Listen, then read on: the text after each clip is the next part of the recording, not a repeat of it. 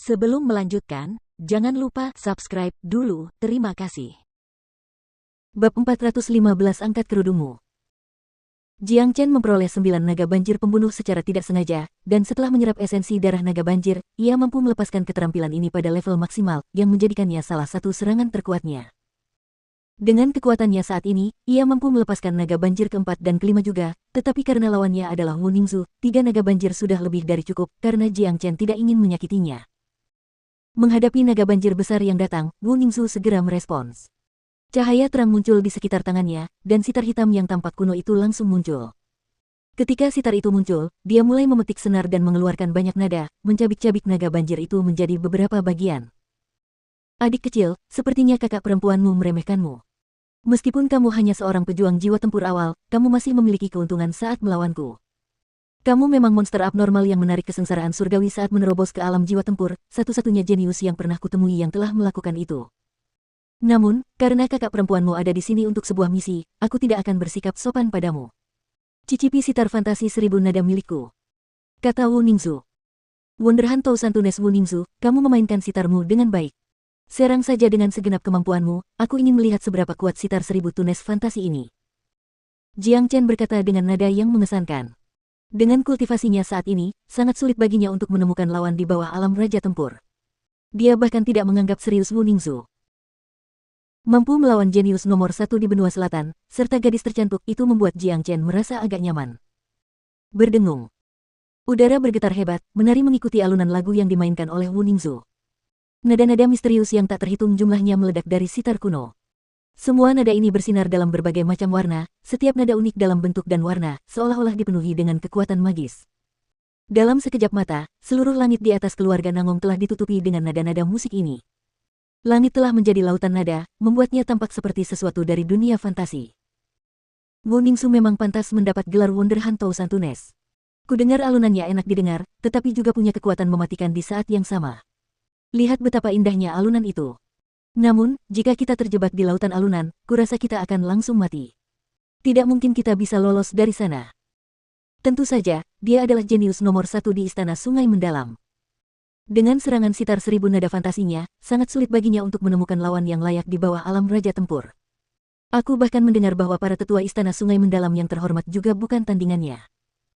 Benar sekali.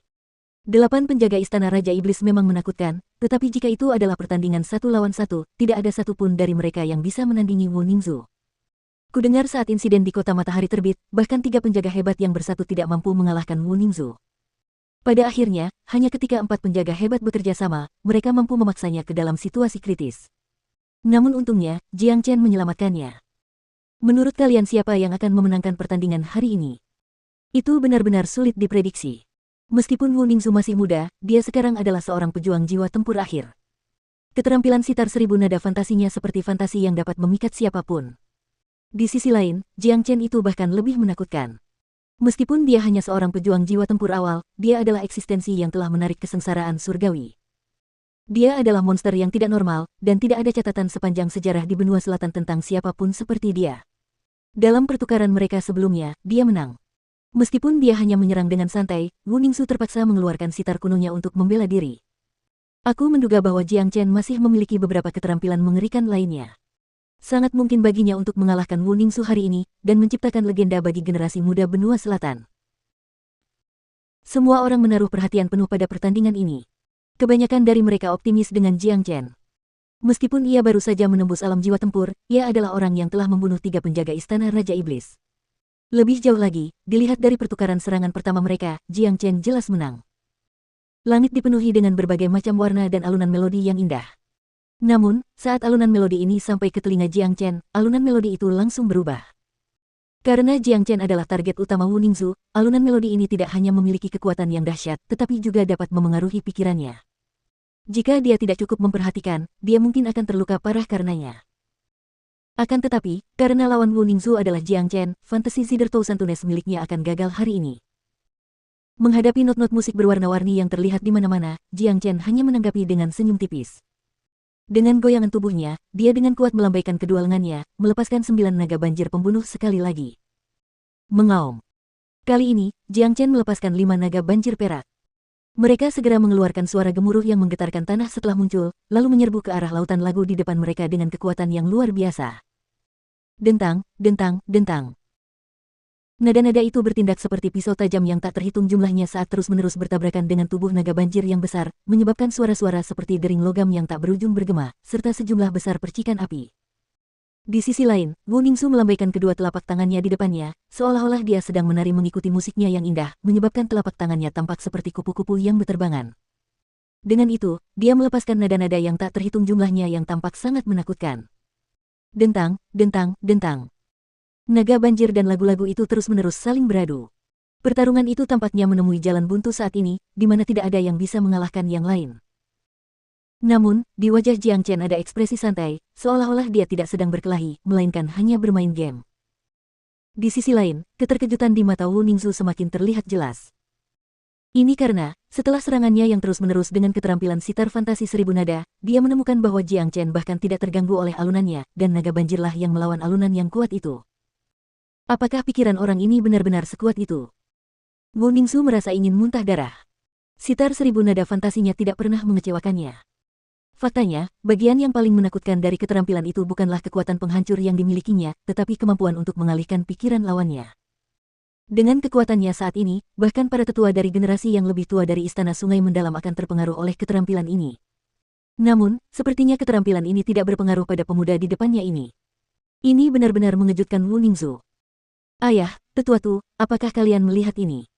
Jiang Chen sangat santai saat melawan Wu Ningxu, orang ini sedang mempermainkan gadis tercantik di benua selatan. Selama dia mau, dia dapat dengan mudah mengalahkan Wu Ningxu di detik berikutnya. Nangong Wentian berkata dengan bangga. Jiang Chen adalah orang yang selalu direkomendasikannya.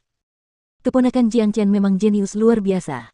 Bahkan aku harus mengagumi kekuatannya yang luar biasa. Wu Ningxu bukanlah tandingan keponakan Jiang Chen. Nangong Yunfan menganggukkan kepalanya. Dia dapat dengan mudah mengatakan bahwa Wu Ningxu telah menyerang dengan keterampilan terkuatnya, sitar fantasi seribu nada. Namun, Jiang Chen hanya menggunakan satu keterampilan sejauh ini dalam pertarungan, dan dia bahkan belum menunjukkan senjata tempurnya. Ini benar-benar mengejutkan, bagaimana mungkin ada makhluk luar biasa seperti itu di bawah langit ini. Aku benar-benar meremehkannya. Emosi Tui campur aduk saat dia berbicara. Aku juga. Pahlawan muda sepertimu, sungguh beruntung keluarga Nangong kita bisa berteman dengan pria seperti ini. Jiang Chen adalah pria dengan masa depan yang tak terbatas. Liang Zui yang berdiri di samping juga menambahkan pujiannya sendiri. Ketika dia mengingat pertama kali dia bertemu dengan Jiang Chen, dia tidak bisa menahan rasa malu karena dia telah melontarkan komentar sarkastis pada pahlawan muda ini.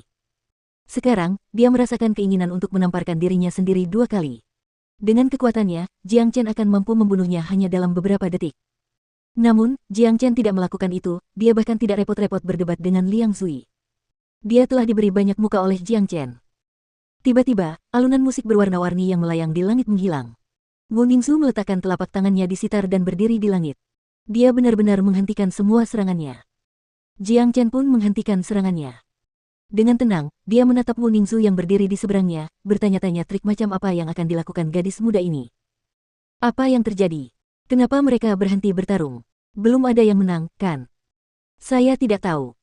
Semua orang yang menonton pertandingan dengan gembira tiba-tiba terkejut. Tidak ada yang tahu mengapa Wu Ningxu tiba-tiba berhenti menyerang. Adik kecil, kakak perempuanmu mengaku kalah. Mungkin ini adalah pertama kalinya dalam hidupnya Wu Ningxu mengaku kalah.